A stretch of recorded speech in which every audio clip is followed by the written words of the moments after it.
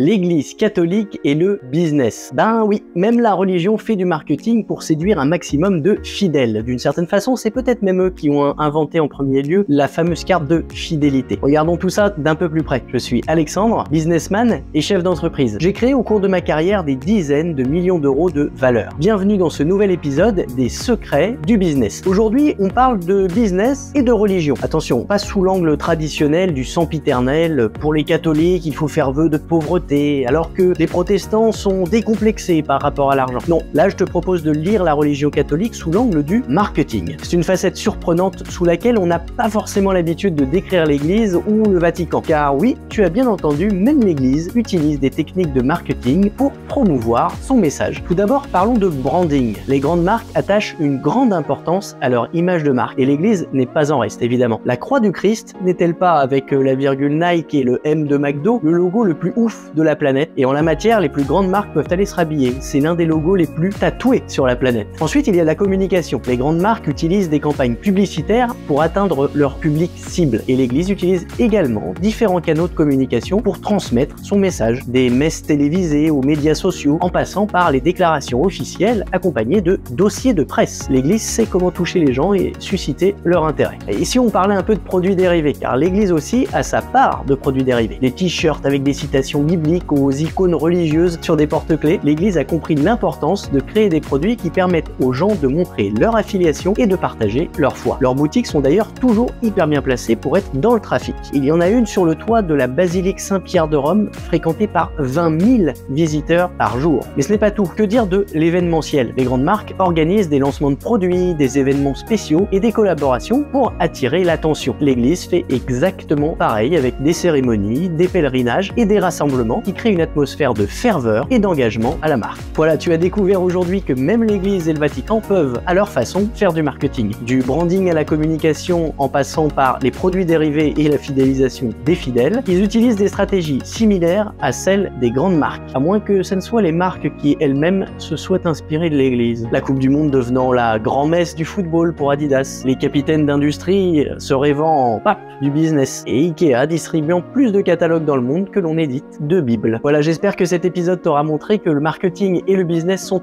absolument partout, y compris là où on ne l'attendait pas. N'oublie pas de t'abonner à ma chaîne et à bientôt pour de nouveaux secrets du business.